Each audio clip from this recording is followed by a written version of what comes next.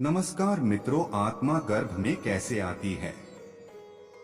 गर्भ में आत्मा कैसे प्रवेश करती है? मित्री, ये तो जाहिर सी बात है कि पृथ्वी की मनुष्य के शरीर में एक आत्मा का वास होता है। और ये तो हम आपको पहले ही बता चुके हैं कि एक मनुष्य के शरीर में आत्मा किस प्रकार प्रवेश करता है और किस मार्ग से निकलती है। परंतु मित्रों, अपने अक्सर घर के बड़ों द्वारा एक गर्भवती महिला को ये कहते हुए सुना होगा कि अपना ख्याल रखा करो, अब तुम अकेली नहीं हो, तुम्हारे गर्भ में एक जीवन और भी पल रहा है। यदि आपने ये सुना है तो क्या आपके मन में भी ये विचार उठा कि क्या एक गर्भवती महिला के शरीर में सचमुच में दो आत्माओं का वास होता है?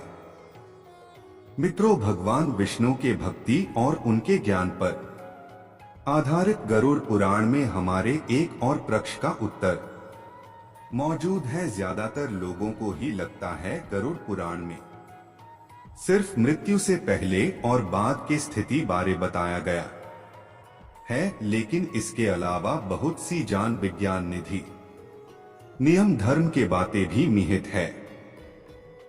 गरुड़ पुराण के 6ठे अध्याय में नर्क में आया हुआ जीव मां के गर्भ में कैसे उत्पन्न होता है, वे गवंवास आदि के दुखों को किस प्रकार भोगता है, इन सभी प्रश्नों का उत्तर विस्तार रूप में फर्मित है, जिसमें स्पष्ट आत्मा के गर्भ के प्रवेश करने की प्रक्रिया को बताया गया है।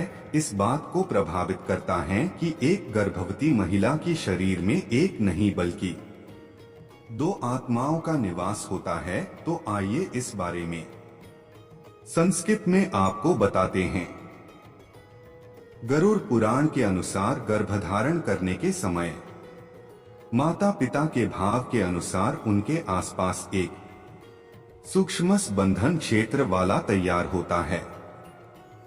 एक क्षेत्र मुख्यतः उन्हीं आत्माओं को अपनी ओर आकर्षित करता है जिसका स्पंदन उससे मिलता जुलता हो। इसके बाद यो जिसको भी वह आकर्षित करता है, गोमों के गर्भ आसपास ही मंडराती रहती है तथा समय अनुमासिक प्रक्रिया शुरू हो जाती है।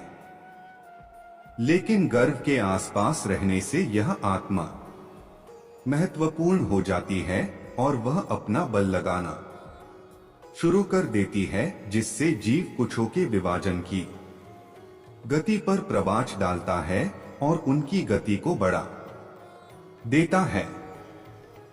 इस दौरान सबसे महत्वपूर्ण अंग जिसका गठन होता है वह हृदय है और इसके पश्चात हृदय के बाकी को अंगों को भी पोषण मिलने लगता है।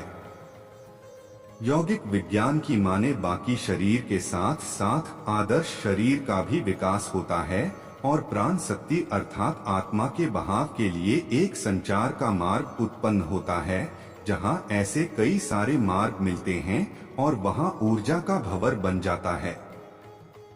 अध्यात्म में इन्हें चक्र और बिंदु कहते हैं। हालांकि योगी परंपराओं में इन्हें चक्र के रूप में जाना जाता है, जो कि इस प्रकार है। मूलाधार, वर्टिकल बार, सर्वस्तिधार, मणिपूरक, अनाथ, विश्वदी, अज्ञान और शस्त्रतर बताया गया है। जब बूना तैयार हो जाता है उसमें सिर का गठन बलि बनती हो जाता है, तो इसके पश्चात बर्मभ अनजान का सूर्य होता है। शायद आपको पता हो कि सिर को कपाल चित्र को आंध्र कहा जाता है और इसे अदायत के अनुसार चक्र में से एक और बरवा बिंदु माना गया है, जिससे से चम अर्थ सुजीत हो जाता है।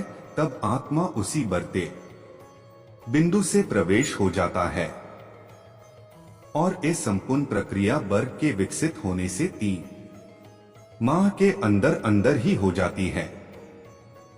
लेकिन ये बात ध्यान में रखने वाला है कि मां के गर्भ में आत्मा 3 महीने पूर्ण होने के बाद ही प्रवेश कर पाती है। इसलिए ये कहता है गलत नहीं होगा कि गई अरण के तुरंत बाद मां के शरीर में उसे अतलित किसी और आत्मा का वास नहीं होता हो, लेकिन महीने पूर्ण होने तक मां के गर्भ में आत्मा प्रवेश कर चुकी होती है। अगर आप यह जानना चाहते हैं आत्मा 3 महीने बाद ही गर्भ में प्रवेश क्यों करता है? यही नहीं, गरुड़ पुराण के अध्याय में इस बात का प्रमाण मौजूद है, जहां पर गर्भवती महिलाओं के अंतिम संस्कार की विधि बताई गई है, जिसमें स्वस्थ रूप से बोला गया है, हो चुकी है। गर्भवती महिला में दो आत्माएं होती है, एक वो स्वयं स्त्री की, दूसरी उसकी गर्भ में मौजूद उसकी शिशु की। इसीलिए उनके अंतिम संस्कार के विधि में भी दोनों के अलग अलग अंतिम संस्कार की बात कही गई है, ताकि दोनों की आत्मा को मोक्ष की प्राप्ति हो सके। इसकी संपूर्ण विधि के बारे में जानने के लिए दूसरी पोस्ट देखें। इन सब के अलावा गरुड़ पुराण में भगवान विष्णु ने यह भी बताया है कि जब शिशु को 6 माह को हो जाता है, तब यह भूख और प्यास का महसूस करने लगता है और माता के गर्भ में अपना स्थान बदलने के लायक भी हो जाता है। इसके अतिरिक्त शिशु द्वारा गर्भधारण के दौरान उस जीव की आत्मा को किन किन अन्यों की सहना पड़ता है, और इस पूरा अंतरात अर्थात महीने के अंतराल में उनके मन में क्या क्या चलता है, इनका वर्णन हमें इसी गरुड़ पुराण मिलता है। अगर दिए हुए स्टोरी अच्छे लगे तो आप इस चैनल को शेयर करें, सब्सक्राइब करें। धन्यवाद।